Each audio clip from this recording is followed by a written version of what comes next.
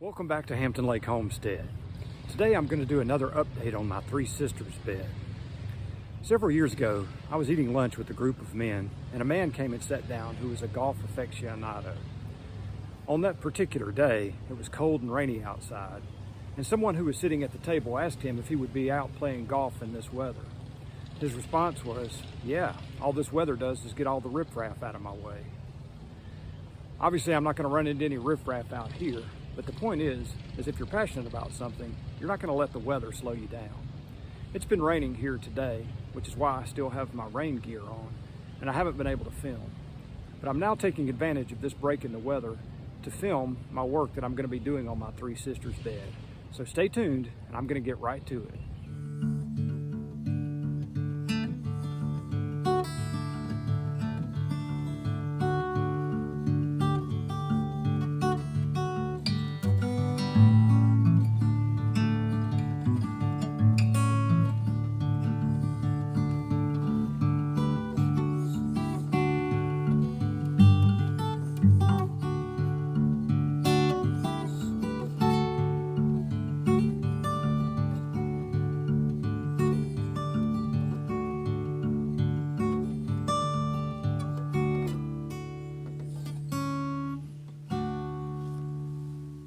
I'm going to begin with my first bed.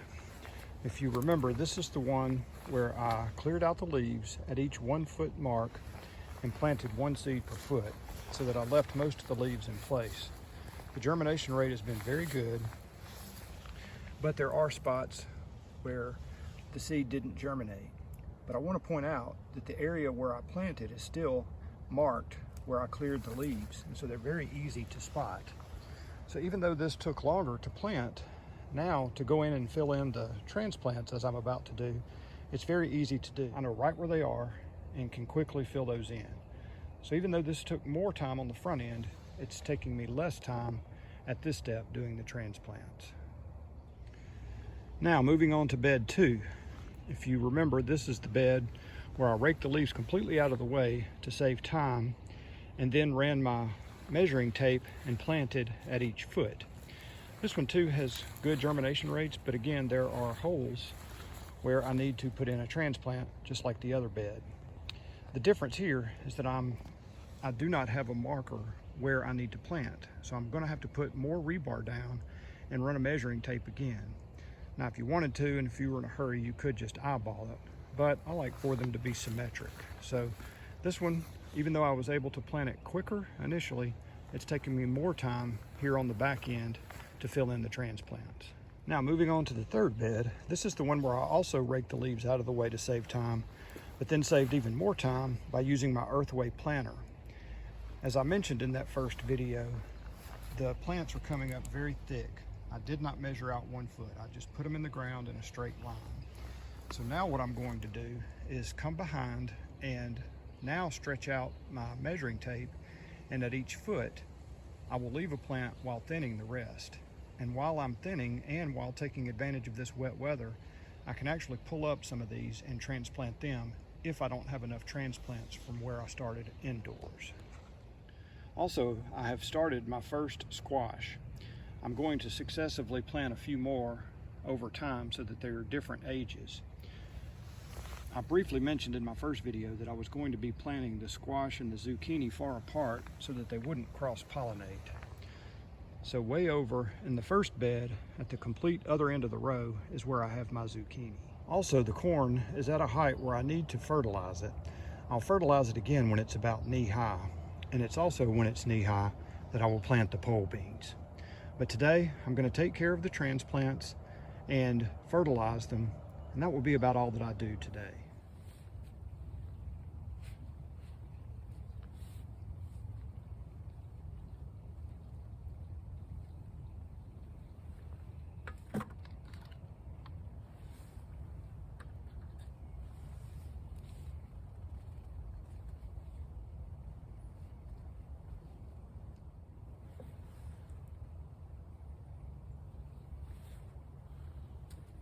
So what I think I'm gonna do now is go skip the second bed and go to the third bed and do it so that I can also take inventory on how many transplants I have from this bed.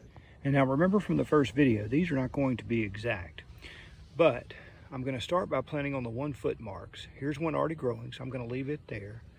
Here's one at the 7 to 7.5 inch mark. I'm going to pull it up. There's one very close to the 2 foot mark.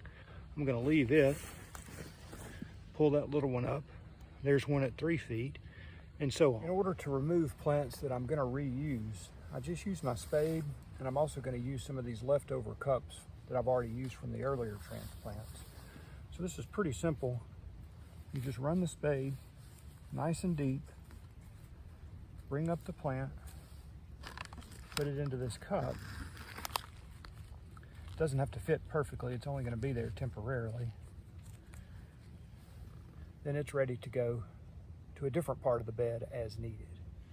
Now, already after doing a few that are uneven, I come to a place where it's not even close. So what I'm going to have to do here is move one over about 4 inches or so just to get it close.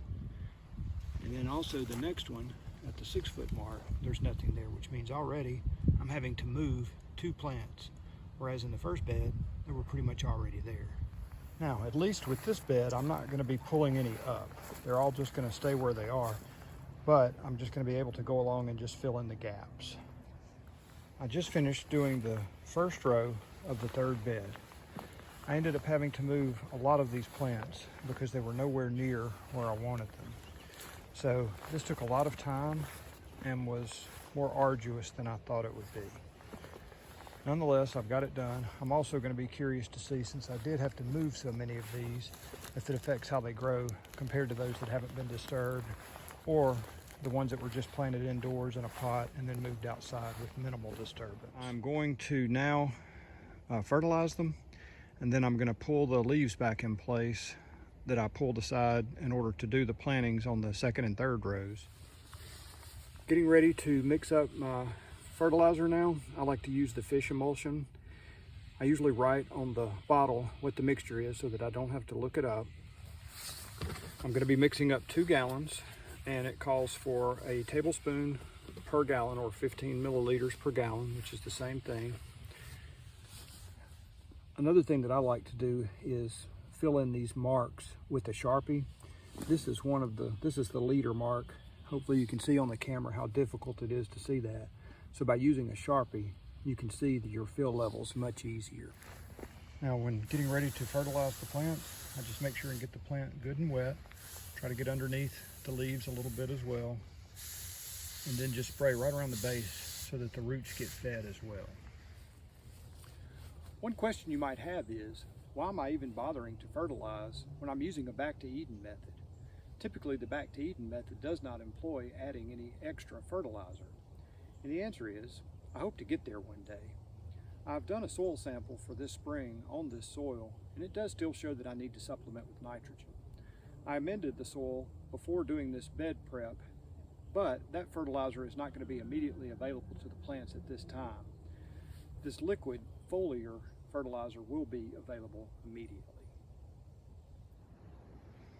And now I'm finished up. Everything's fertilized. Leaves have been covered back up. Now all I got to do is wait for the corn to grow some more, fertilize it again, then I'll be planting the beans. I'll also be planting more squash and zucchini and a whole bunch of pumpkins in between. So even on cold, rainy days in April, you can still get things done in the garden. In fact, it's always a good idea when you can to try to work with the weather.